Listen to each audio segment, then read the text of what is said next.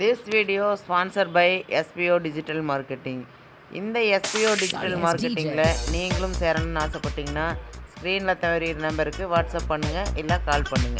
Okay, இப்போ நாதுங்க பெரிய தப்பு. தினம் 300 ரூபாய் சம்பாதிக்க அரிய வாய்ப்பு. இன்ஸ்டாகிராம், ஃபேஸ்புக் பயன்படுத்த தெரிந்தால் போதும் content post and content publishing மூலமா தினம் 300 ரூபாய் சம்பாதிக்கலாம். இந்த வேலை செய்ய 5 நிமிடம் போதும். Work training support, group communication support, all language customer live chat support, முக்கியமா சொந்தமா ஒரு பிசினஸ் ஸ்டார்ட் பண்ற அளவுக்கு உங்களால கற்றுக்கொள்ளவும் முடியும், சம்பாதிக்கவும் முடியும். இந்த வேலை வாய்ப்பு வழங்குவது 5 வருடத்திற்கு மேல ரன் ஆகிட்டு இருக்க நம்ம தமிழ்நாட்டு company school of business organisation private limited. மேலும் விவரங்களுக்கு டிஸ்கிரிப்ஷன்ல கொடுத்திருக்க நம்பருக்கு வாட்ஸ்அப் பண்ணுங்க. பண்டைய காலத்தில் ஒரு விவசாயி தினமும் தனது வயலில் வேலை செய்ய வருவார். அந்த விவசாயி காளைகளின் உதவியுடன் கலப்பையால் வயலை உழுதார். வயல் முழுவதும் உழப்பட்டது. ஆனால் 4 மூலைகள் மட்டும் எஞ்சி இருந்தன. ஏனென்றால் கலப்பை அந்த மூலைகளுக்கு செல்லவில்லை. மீதமுள்ள பகுதிகள் அனைத்தும் முடிந்துவிட்டன.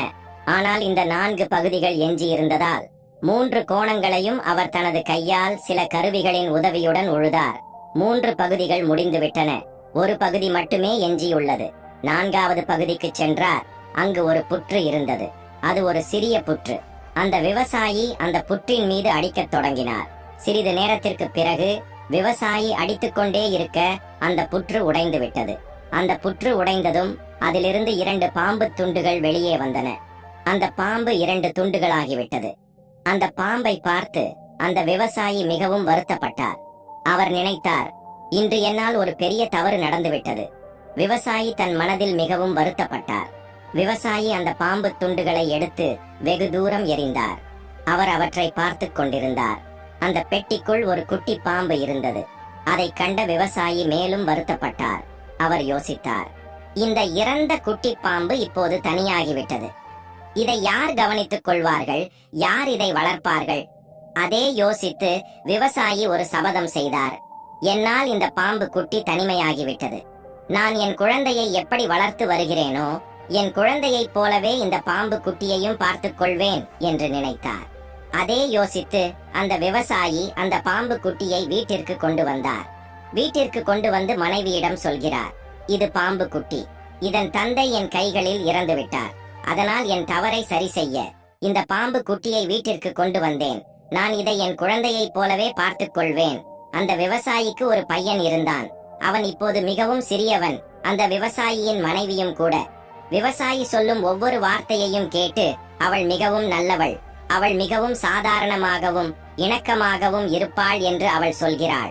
ஒன்று நம் மகன், மற்றொன்று பாம்பு குட்டி. இந்த பாம்பு குட்டியையும் நம் மகனைப் போலவே அன்பாக பார்ப்போம். விவசாயியின் கையால் பாம்பு அந்த புற்றில் கொல்லப்பட்டது. பாம்பு குட்டி இருந்தது. அப்போது நாகினி அந்த புற்றில் இல்லை. விவசாயி பாம்பு குட்டியை எடுத்து வந்த பிறகு நாகினி அந்த புற்றின் அருகில் வந்தது.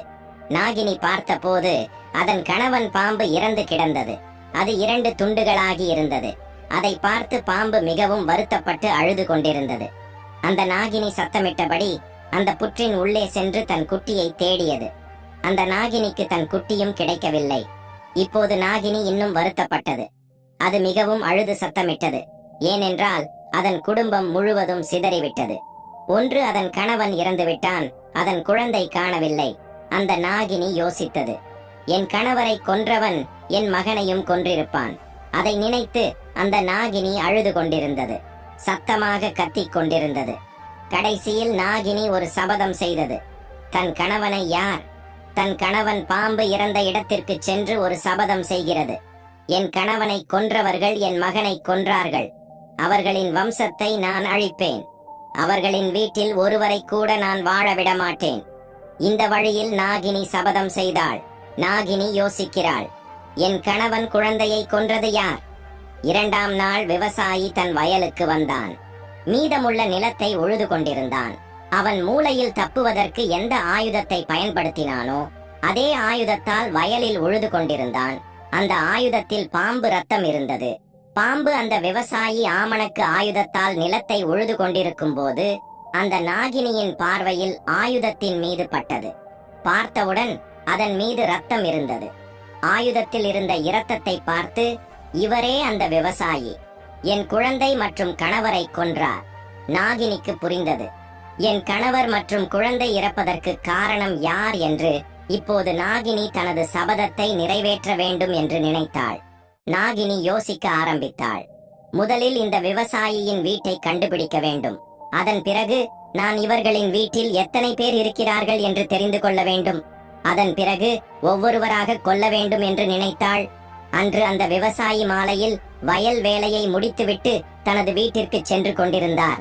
அந்த விவசாயியின் பின்னாலேயே விவசாயியின் வீட்டிற்கு செல்கிறது. நாகினி விவசாயி எப்படி தன் வீட்டிற்குள் செல்கிறாரோ அதேபோல் நாகினியும் விவசாயியின் வீட்டிற்கு சென்றது. விவசாயி வீட்டிற்குள் நுழைந்ததும் விவசாயியின் மனைவி கதவுகளை மூடினாள். நாகினி வெளியே இருந்தது. நாகினி விவசாயியின் வீட்டிற்குள் நுழைய வழி இருக்கிறதா என்று பார்த்து கொண்டிருந்தது. அதற்கு எந்த வழியும் தெரியவில்லை.